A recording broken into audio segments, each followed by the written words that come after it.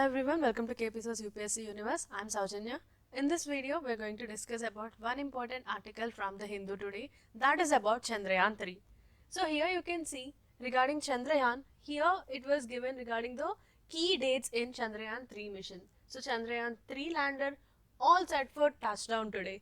So today is very crucial, and here we have various dates which are very important for Chandrayaan-3 mission. So let's have a look at these dates.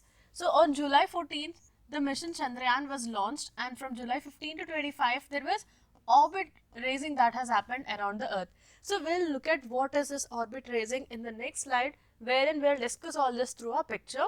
So for now, remember the key dates regarding Chandrayaan-3. So from August 1st to 5 starts from the earth and reaches the lunar orbit, and then we'll have orbit lowering maneuvers around the moon, and today, that is on August 23rd, we'll have a powered descent to start at 5:45 p.m. and touchdown at 6:04 p.m. So let's have a look at this journey. So here we have the journey of Chandrayaan-3. So we are going to discuss this in detail. So here you can see our Chandrayaan-3, it was launched by LVM-3 rocket. So you have to remember this LVM-3. This is a very basic point that you have to remember. It was launched by LVM-3 rocket, and it has raised its orbit around the earth before slinging itself towards the moon. So how did it happen? Here you can see it clearly. So first of all, our Chandrayaan-3 started here. It started orbiting the earth, and slowly this orbit raising has happened, right? So that we can slingshot it to the moon. So for that, orbit raising has happened. So first of all, it was near to the earth, a bit nearer to the earth, and slowly it started moving away. So the distance slowly increased, and suddenly it got slingshot to the moon. So once it got slingshot to the moon here, it was again in an elliptical orbit, and slowly it has come near to the moon, right? So this has happened, and slowly landing will happen. So this is what is the journey of Chandrayaan-3. So it started near the earth, right? So it started from the earth. So it was nearer to the earth. Slowly it moved away from the earth, and it got slingshot to the moon. And here where it is far from the moon, and slowly it has reduced this orbit. It came nearer to the moon, and it is going to land on the moon. So this is one thing that you have to remember. So once in orbit around the moon, it gradually moved itself into a circular path. As you can see here, first of all, it was an elliptical orbit, and slowly this elliptical orbit, it came nearer to the moon, even more nearer, and slowly it has become a circular orbit, right? So the path has become from an elliptical path to a circular path. So this is one more point that you have to remember. And recently we have seen that there was a failure of Russia's Lunar 25 mission. So as we have seen regarding the Lunar 25, what does this show? It shows that there are a lot of opportunities for the failure also. We cannot say that it will be every moon mission will be a success. There are chances of failure also. There are a lot of risks that are involved, and our Chandrayaan-3 is slowly overcoming all those challenges that are present, right? So there are a lot of challenges and lot of chances for failure of a moon mission, but our Chandrayaan-3 mission is slowly conquering all these challenges that it is facing. So here we have seen there are a lot of challenges for Chandrayaan-3 also. So here there were a lot of chances for failure, as we have seen in the case of Luna 25, and so far Chandrayaan-3 has overcome all these challenges. So but the toughest part of the mission is expected to begin at 5:45 p.m. today, that is regarding the landing of the mission. So regarding landing, one important thing that you have to know is we have two types of landing. So one is a hard landing, and the second one is soft landing. So if we go for hard landing, what would happen? It would be like there can be any damage to the spacecraft that we have sent, but here we are aiming for a soft landing. So soft landing on the moon is one of the major objectives of Chandrayaan-3. So we are aiming for a soft landing on the moon. So here this is going to begin at 5:45 p.m. today, and here you can see Chandrayaan-1. What happened to Chandrayaan-1 and 2? So let's have a look at Chandrayaan 1 and 2 in brief, and then we'll get back to Chandrayaan 3. So in case of Chandrayaan 1, it is India's first mission to the moon, and this was launched back in 2008. So in the year 2008, Chandrayaan 1 was launched, and the satellite orbited the moon more than 3,400 times. So once we have sent Chandrayaan 1 back in 2008, it has orbited the moon 3,400 times, and the mission concluded when communication with the spacecraft was lost. So in the year 2009, that is 1 year after we have sent this, even before the completion of 1 year, we have lost communication with Chandrayaan 1. So this orbiter, what it has done is, it has confirmed water on the moon using multiple instruments. So when we are sending this Chandrayaan 1, 2 or 3, we have lot of payloads that we are sending. That is, we are sending different kinds of instruments so that we can study the surface of the moon.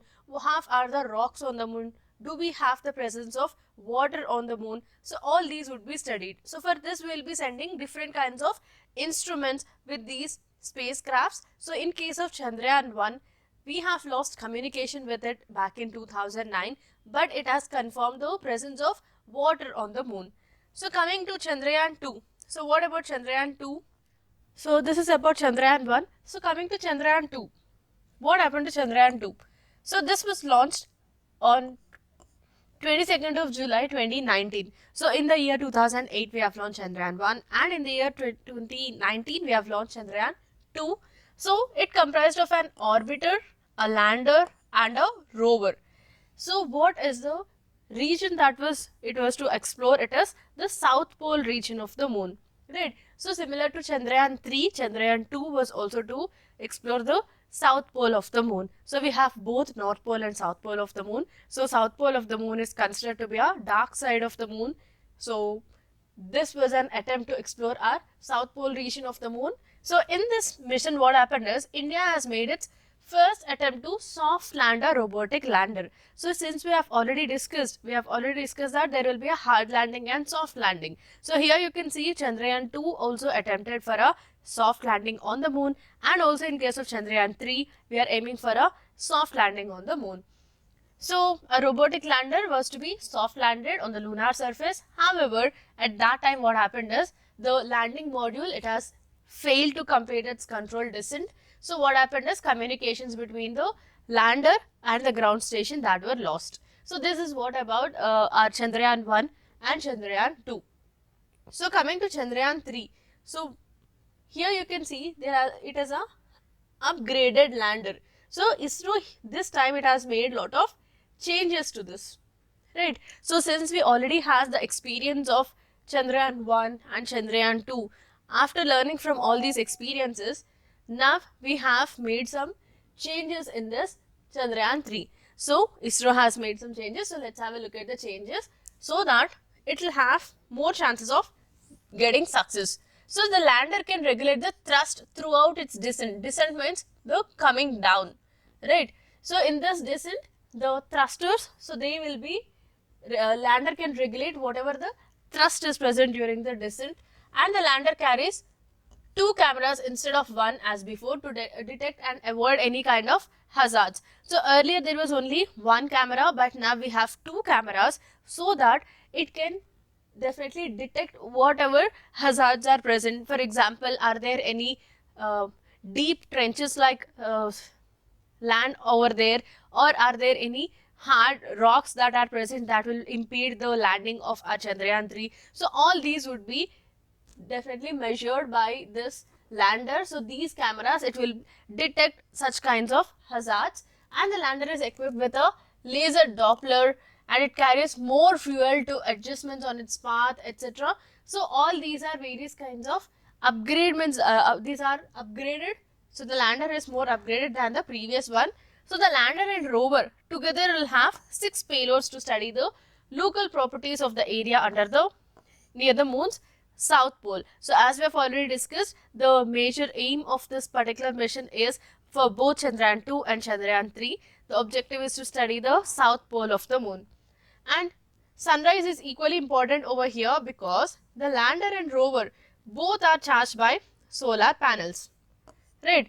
Solar panels, as we know, they work based on the sunlight. So they need sunlight for this solar panels. So for this, sunrise and sunlight, sunrise and sunlight also plays a equal role. And here you can see, because the lander and rover both are charged by solar panels, the time at which they should land, this should coincide with the sunrise at their location on the moon. So at that particular location on the moon, when does the sun rise? This is equally important because they are using solar panels. So now let's have a look at our Chandrayaan-3. So this is basically the 19 minutes of suspense. So all this journey from here to here, it will take 19 minutes. So what happens in this 19 minutes? Let's have a look at it. So first, here you can see the first phase. So this is our first phase. This first phase is known as rough braking phase.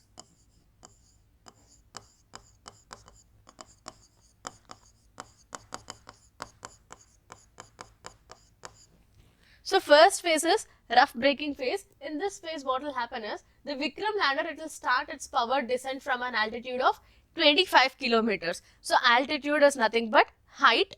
So from the moon surface, the Vikram lander is at a height of or an altitude of 25 kilometers, and from here in this rough braking phase, it will start its descent. It will start its powered descent, that is coming down. So how will it come down? Will it come down suddenly or will it have a particular phase? So we'll discuss now. So first of all, in this rough braking phase, Vikram lander, it will start its powered descent from an altitude of 25 kilometers. Right. So it will be moving entirely horizontally at this particular point. So it will start, it will be in this phase, it will be entirely moving horizontally. Right. And the speed would be 1.7 kilometers per second. And it will fire its 4 main engines to cut about 80% of that speed. So it is right now, it is orbiting at a high speed. So that speed has to be slowly reduced so that we can make a landing. So similar to a flight that you can see in case of an aeroplane, how will it get down? So the speed will be slowed down, right? At that particular high speed, we cannot land. That is, especially soft landing cannot happen at such high speeds. So what we'll do is, the speed will be slowly reduced. So how will it happen? So 80% of the speed will be reduced, and this will be done by firing its 4 main engines. So this will be done in the first phase. So that will also reduce its height over the moon surface from 25 kilometers to 7.4 kilometers. So right now it is at a height of, in the first phase, it is at a height of 25 kilometers, and slowly it will come down to 7.4 kilometers. And here it will reduce its speed by almost 80%. And also, thanks to the moon's gravity, it will also start moving downward at around 61 meters per second.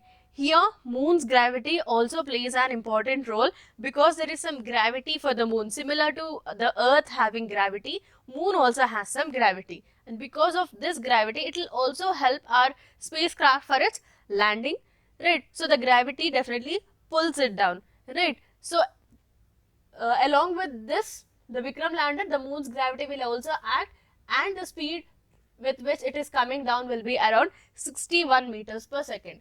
At this time, it will take about 11 minutes. So in the total of 19 minutes that we have here, 11 minutes, this thing will happen in the first 11 minutes, and this is our rough braking phase. So coming to our second phase. So what would be the second phase? So what is it called? The second phase, it is called as altitude hold phase.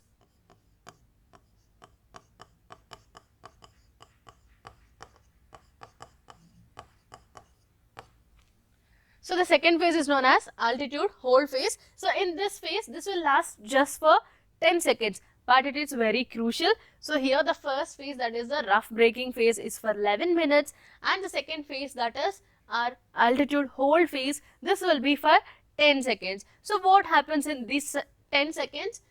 At this time, what will happen is, lander, it will keep its orientation relative to the surface fixed using its 8 thrusters.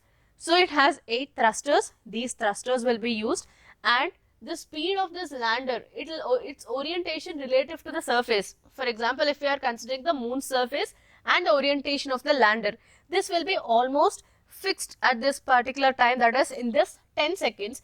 If you look at the lander, it will be almost fixed, and this will be done using its 8 thrusters that it has, and it will descend from 7.4 kilometers to 6.8 kilometers above the surface. So here we have seen in the rough braking phase, it was at a height of or at an altitude of 25 kilometers, and from that it has come down to 7.4 kilometers. And in the second phase, that is altitude hold phase, this will be for 10 seconds, and in this 10 seconds its orientation relative to the surface, it will be almost fixed, but its height will be reduced from 7.4 kilometers to 6.8 kilometers. And the speed will also slow down further to 336 meters per second. So the distance will, or the altitude or the height will be reduced, and also along with that the speed will be reduced to 336 meters per second, while its speed in the vertical direction will be largely unchanged. So this phase is when the spacecraft's sensors will start to matter. So the sensors play a very key role in this particular second phase, that is altitude hold phase, which will be for 10 seconds. So coming to our third phase. So here is our third phase, the last phase before the landing will begin. So the lander will descend from 6.8 kilometers to 0.8 to 1.3 kilometers. So slowly it is coming down. As you can see, it was in the first phase, it was at a altitude of 25 kilometers. So from an altitude of 25 kilometers, it has come down to 7.4, then to 6.8, and then in the third phase, it will come down to 0.8 to 1.3 kilometers. So in this way, it is slowly descending on the moon's surface. So here, if you look at the fourth one, so here you can see that here it will hover for 12 seconds with all 4 legs pointing downwards. So here you can see in the picture, the 4 legs will be pointing downwards and it will hover for 12 seconds, right? So here what will happen is, it will determine if it is above its intended landing spot. So it has decided its landing spot. So it will check whether it is exactly above its, if for example this is a landing spot, if it is above this landing spot or not, it will check that intended landing spot to descend to a predetermined safe spot, right? So it will check whether this place where it is landing is safe or not. So this will be checked by the lander here, right? Before landing, it will check whether it is a safe spot or not, and if it needs to find a new one by itself, and when it gets there, it will be hovering over the target. So first it will check whether the particular place where it is landing is safe or not. For example, are there any deep structures that are present, or there are any hard rocks that are present that will impede the soft landing of Chandrayaan-3. This will be checked by the lander before, well in advance it will be checking all these, right, whether this spot is safe or not, and then it will see whether it is safe. If it finds that that particular spot is unsafe, it will find a new spot, right? So here itself, as we have seen the cameras that are present, here we have an additional camera which will be measuring the, which will be detecting the hazards that are present. For example, whether the surface is safe to land or not. These hazards will be detected by these extra additional cameras that are present on the Chandrayaan-3. So once it gets there, it will have to be hovering over the target, and this site will be picked from a 4 by 2.4 square kilometer area using images obtained by the Chandrayaan-2 orbiter. So as we have seen, Chandrayaan-2 orbiter, it has contacted this Chandrayaan-3. So here what will happen is, the images that are sent by Chandrayaan-2, those images will be used for determining this particular spot in which it is landing. And once the lander is ready, it will descend to a 150 meters in the next 2 minutes or so. So it will come down to 150 meters, right? So you can see the descent, that is the altitude at which it was present in the first phase, it has come down in this fourth phase.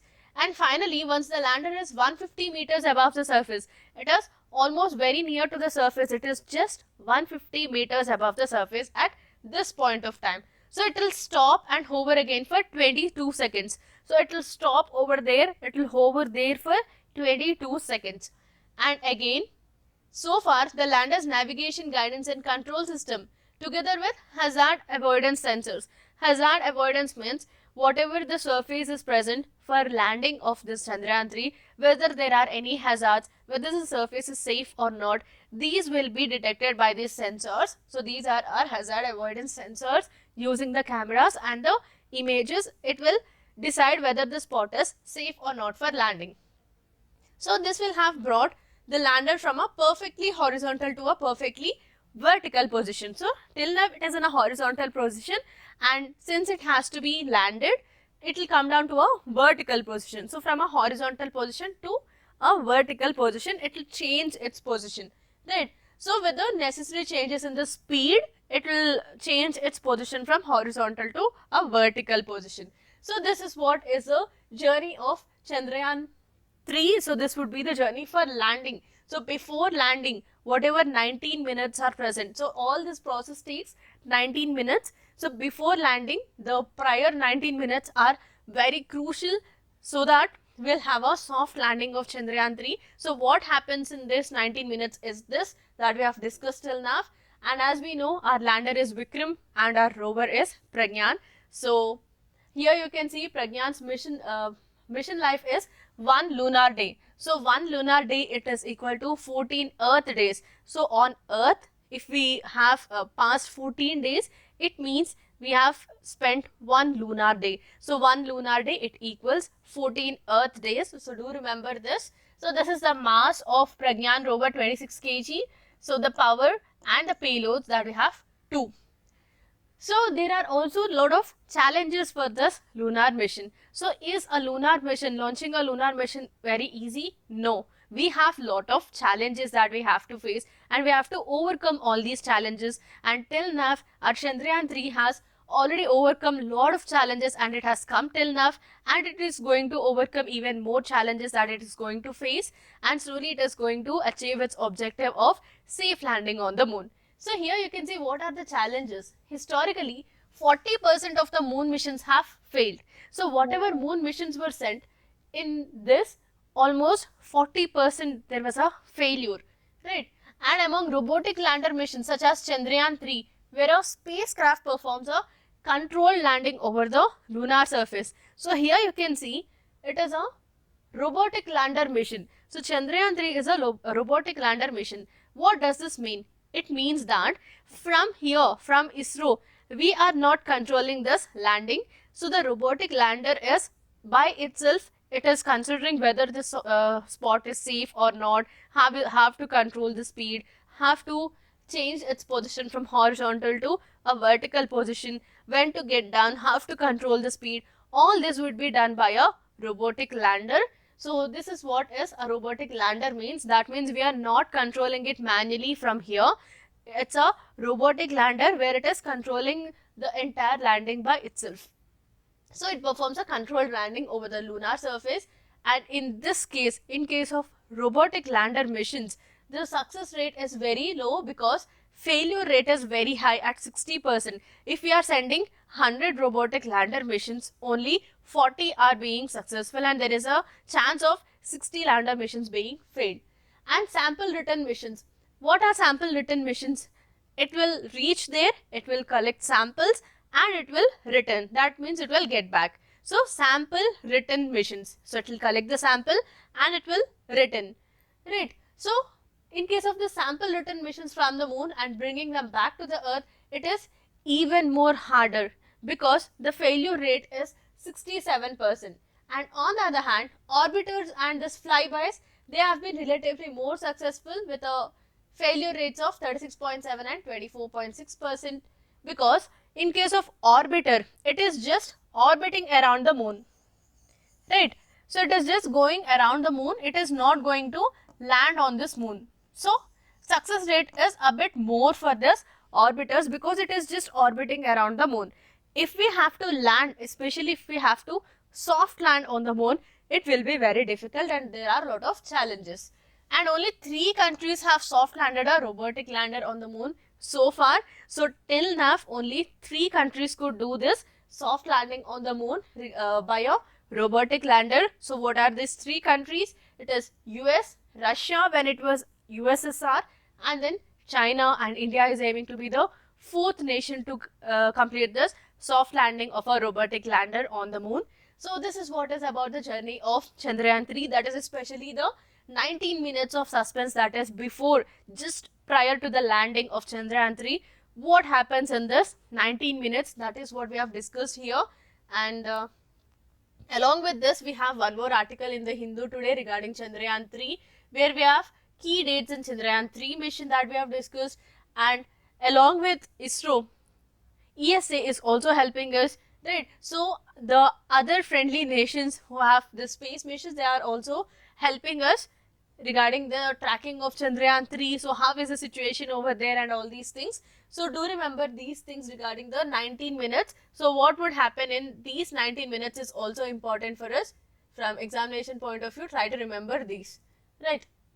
So this is finally about our Chandrayaan-1, Chandrayaan-2 and the 19 minutes of Chandrayaan-3 before its landing. So hope you are clear with the 19 minutes of suspense, because in case of Chandrayaan-2, it was termed as 15 minutes of terror before the landing of Chandrayaan-2, and here in case of Chandrayaan-3, we have a 19 minutes of suspense, and this is what happens minute by minute and second by second that we have already discussed. So what would be the journey of Chandrayaan-3, how will it descend on the moon surface? So hope you are clear with the landing of Chandrayaan-3. So that's all for today's video. Hope you have liked this video. Thank you.